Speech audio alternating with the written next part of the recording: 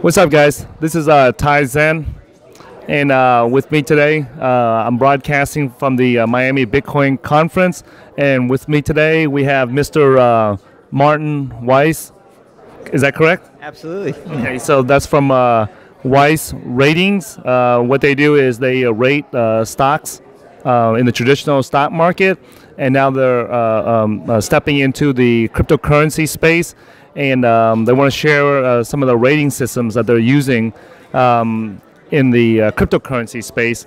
And I thought it was interesting because they're just new to the cryptocurrency space, and I was wondering how they're able to rate the cryptocurrencies for investment purposes if they just got into the space. So before we get into that, how they do that, let's just get a little bit background of what Martin and who he is. And then that way our audience will know where you come from, okay? So can you talk a little bit about who you are and what you do? Absolutely. I founded the company I have right now and Weiss Ratings 46 years ago. And we have been focusing on rating financial institutions, insurance companies, banks, credit unions, and then stocks, ETFs, and mutual funds. We rate a total of 55,000 different institutions and investments. Okay. But we're not like Moodys, S&P, and Fitch. Okay, that's what I was going to ask you, like what makes your rating system different from Moodys and all them other guys? It's a totally different business model. Okay. They accept very large fees per rating per company for the sake of rating that same company. Okay, so basically there's a conflict of interest because they're being paid by the companies that they're rating.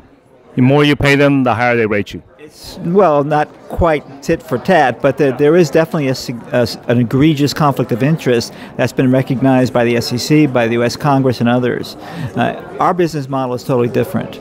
We never accept a dime or any compensation in any form from the companies or entities we rate. Our business is exclusively for the individual investor, the individual consumer, the individual policyholder, and they are our customers.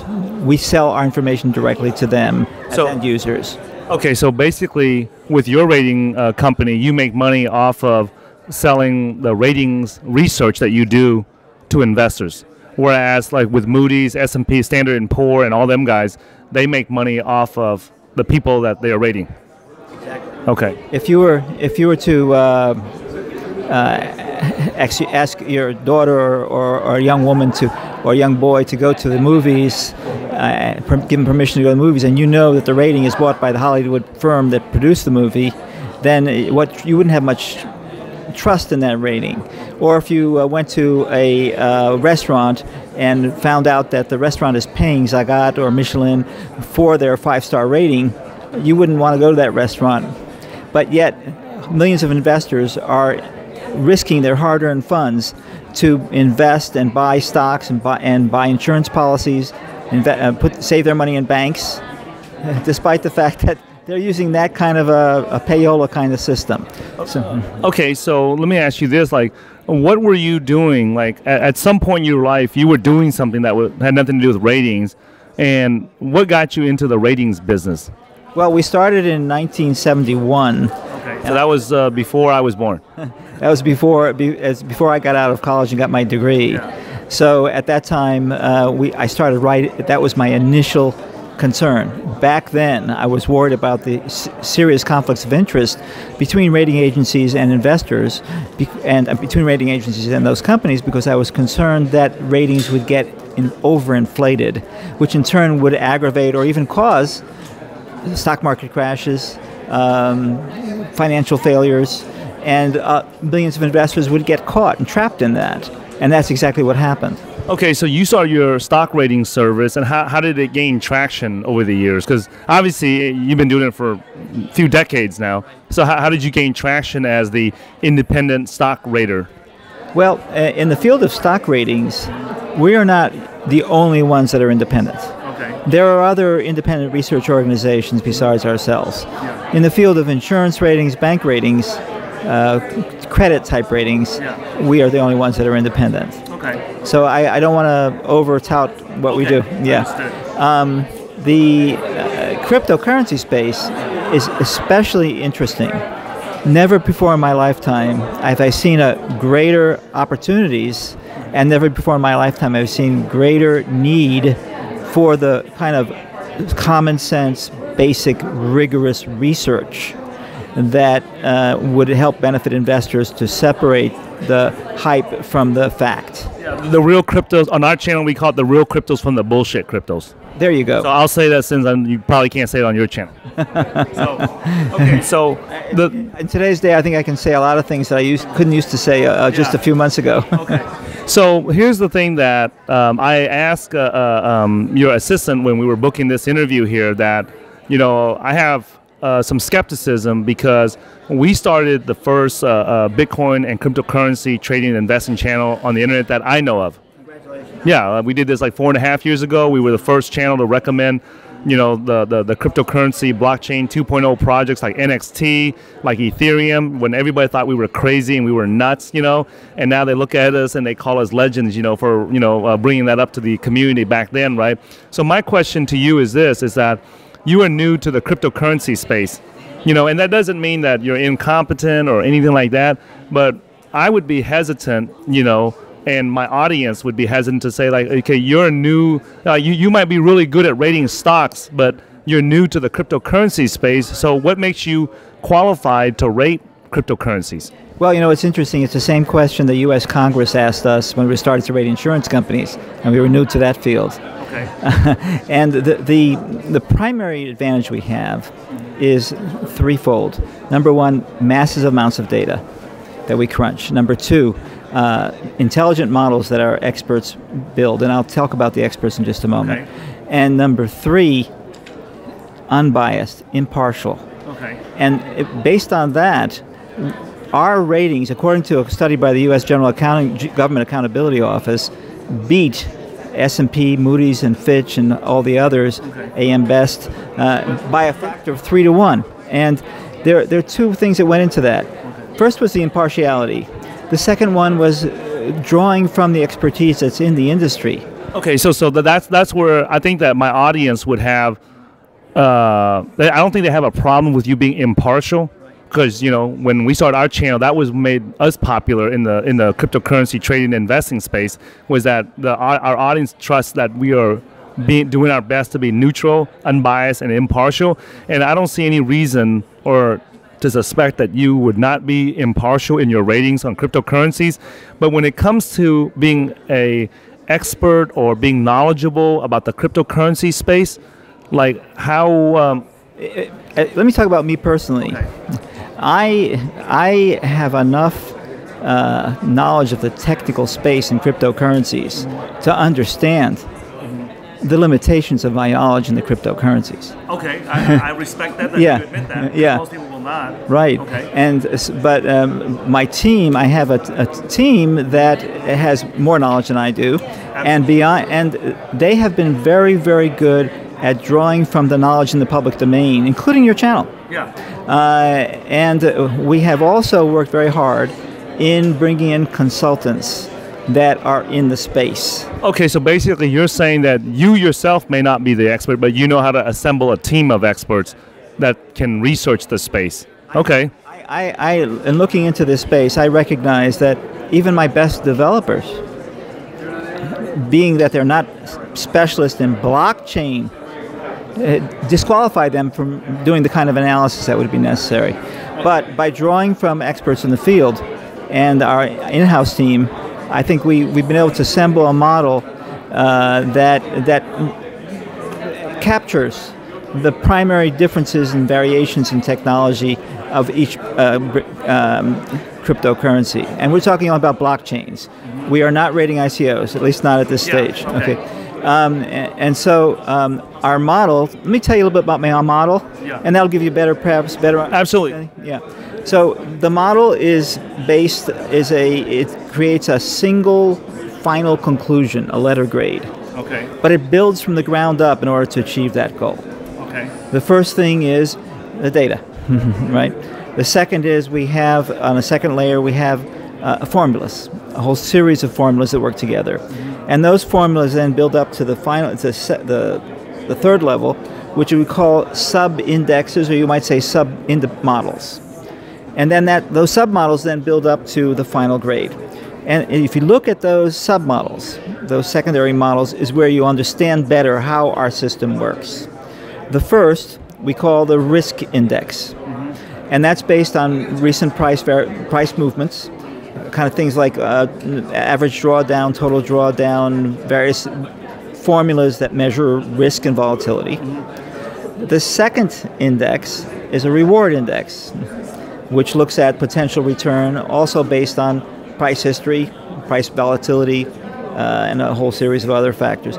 And those two are those two concepts, a risk index and reward index, are pretty familiar to investors. Okay. We developed them over the years for stocks and ETFs, and they are applicable to any investment. Okay. But you have to go beyond that. Cryptocurrency is a different animal. You have to rate the value of the investment. We have to look at the technology. Okay. And therein is where I have to bring in experts from outside that I am not, it's an area that I am not familiar with personally. Okay. And the technology index looks at the source code, looks at all the features of the source code, Okay. Looks at the weaknesses and strengths. Is it sustainable? Is it scalable? Does it have governance? Does it have treasury? How does that actually work? And so on. Mm-hmm. And it creates, we take that's really a qualitative analysis, Yeah. but we convert it into a quantitative model. Okay. By creating a query tree. Okay. And the tree is kind of like a questionnaire. Sometimes if you answer yes to a questionnaire, it'll open up a whole series of subsidiary questions. If you say no, it closes that tree. Okay. So that's essentially how it's structured, and it creates a point system which effectively rates the technology. Okay, so That's number 3. okay. You want to ask a question about that, or should we go to number 4? I mean, either. Is the number 4 the last criteria? Yes. Okay, let's do that. I'll wait until after that. All right. So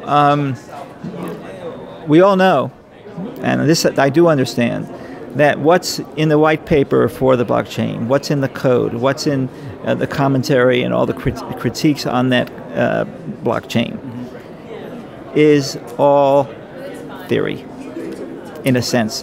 It's mostly theory, because until that currency is tested in the real world, we don't know. There are a lot of things we don't know that we can't be sure of. So we've developed a 4th index. We call it, for lack of a better term, our fundamental index. Okay. And that is to try and capture the relevant data on adoption, usage, on security in the real world. And so it's a kind of a reality test of the technology index. Okay. Some cryptocurrencies may rate high in technology, but they're too immature to rate high in the fundamental index. Or vice versa. Some cryptocurrencies are out there and they have a pretty good acceptance, but there are issues in their technology in this they can't fix or haven't fixed yet. Okay. And so putting all 4 of those together into a supermodel that looks at them in terms of if-then-else kind of logic, we come up with a final grade. And it's, by the way, the final grade is never going to be perfect. Okay. It's never capture everything. So, talk about the letter grades. At A, B, C, D, E, F. That's right. Just like school grades. That's the way we rate insurance companies, the way we rate stocks, the way we rate everything. It's easy for the average person to understand. And you can have a plus or a minus in there as well.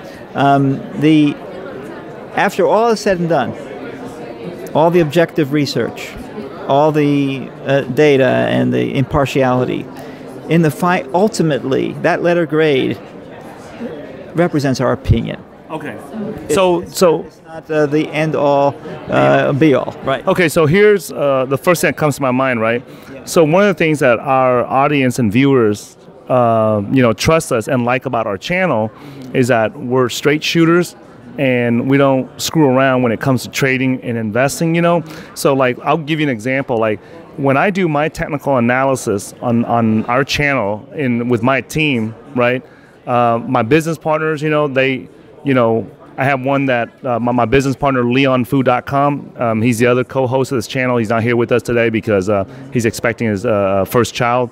Like today, tomorrow, the next day. So he couldn't make it to Miami this year, but he's made it every year. But he, for example, like on our team, right? He gives me carte blanche, meaning that he's given me the permission that if I do some technical analysis on any cryptocurrency, that I can drop $100,000 on that trade for him without even having to call him and ask him. Right. You know what I'm saying? That I'm doing that. So when I'm always asking myself this, is that when somebody does analysis, right, how are they willing to put their money on it? So like when you do your ratings and your analysis on a cryptocurrency, right, are you putting your own money on the line? Because like when I do my analysis that I share with our audience, not always, not 100% of the time, but the majority of the time I put my money on the line on that trade. You know what I'm saying? So I don't just analyze it, but I put my money into that crypto that I analyze, and so do we on our team. Let me tell you what we do with our stock portfolios, because we haven't launched the crypto ratings. They'll be launched on Wednesday, January 24th. It's next Wednesday. So I don't have a portfolio set up with my own money in the cryptocurrencies yet. But let me tell you what we do with stocks. We rate stocks, and I've invested I put a portfolio of my own personal money. With Fidelity. I take those statements from Fidelity and all the confirmation statements, and I post them online for subscribers to see exactly what I'm doing. I follow exactly to the letter all the recommendations that are in the letter that I publish. So the analysis that you do in the stock market, you're saying that you put that out in the newsletters, but you also put your real money on the line. Right. Not simulated money, not demo money, not monopoly money, real money. I have an expert who's making the final selects based on the ratings. So he's always looking to buy the top 10 ranked stocks in the entire universe. But he has some discretion. He's not. It's not just a machine, right? Yeah. And as soon as he makes a recommendation, two things happen. First, the recommendation goes out to the investors, so they have an opportunity to buy or sell that instrument.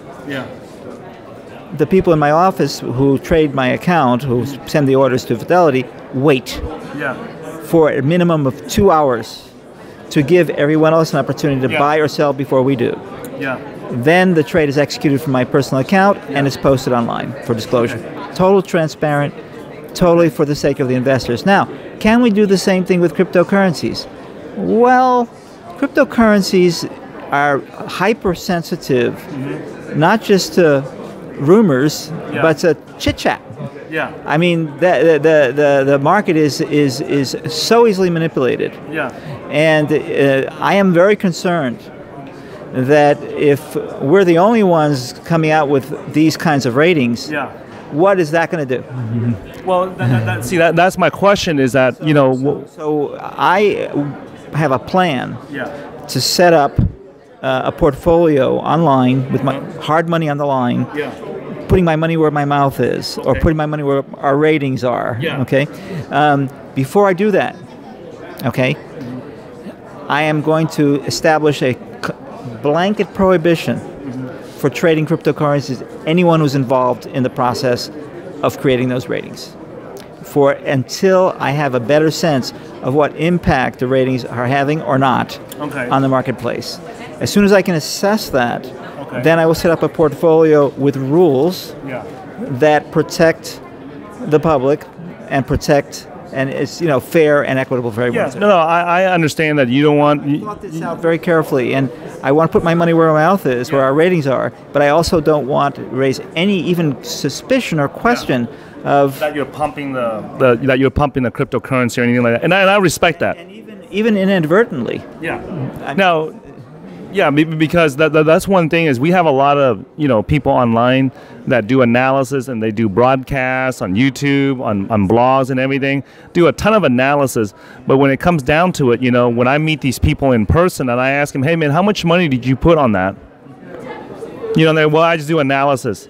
Well, see, to me that's bullshit. Because if you do analysis but you can't put real money on it or real bitcoins or ethers on it, then to me that's just nothing.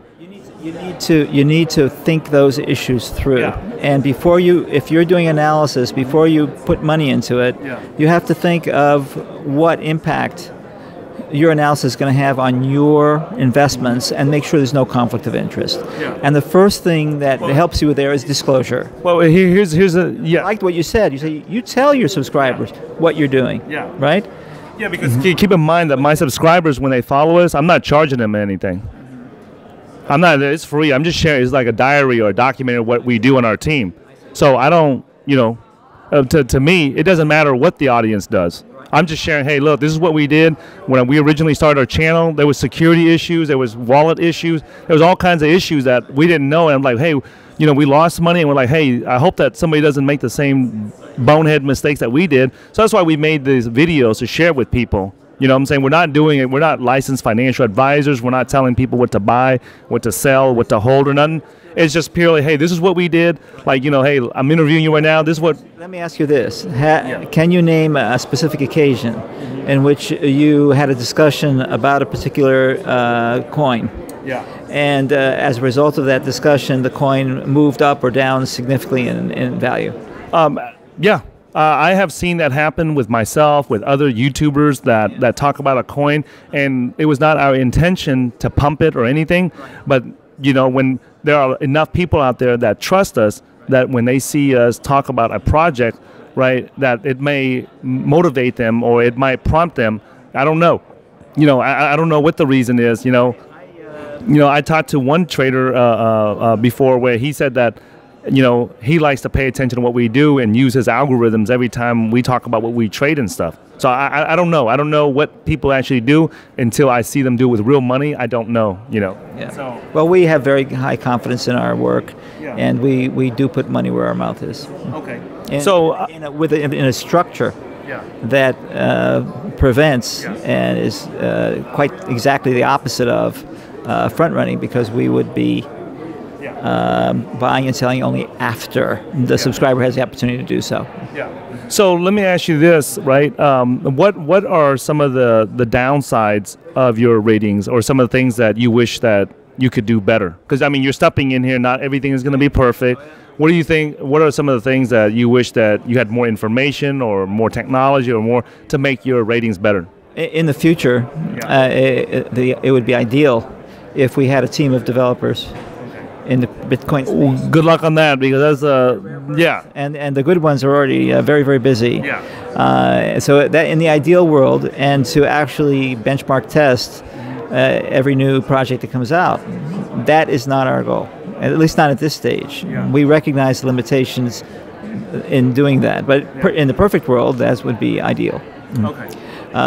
Another limitation that we all have to recognize in the space is you can't go to S&P or the FDIC or the federal federal home board or whatever and ask and just buy a big database that's ready made and then crunch the data. Yeah. Data is a challenge. Yeah. And but we I think by creating that manual process I mentioned to you earlier, where you convert qualitative analysis into quantitative formulas. Yeah. I think we've been very good at that, and so it helps work a lot. So if someone wants to check out your site and information, could you go ahead and state clearly where they can go to learn more information about your rating system, and then also send me that afterwards so I can make sure that it's spelled correctly and put it in the description of this video. So just say it clearly and... Right. Our website is www.weissratings.com. WEISS.ratings.com.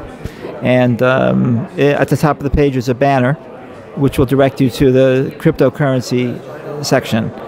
The ratings will launch on January 24th. Okay. Until that time, you will see some information about it, but the full information will be more readily available on January 24th. Okay, so that's if you want to learn more about what Martin Weiss is doing, go to his site, weissratings.com, and Weiss is spelled whiskey, echo, India, Sierra, ratings.com. All right, so thanks for taking the time out to share your rating system with us and how you're going about doing it.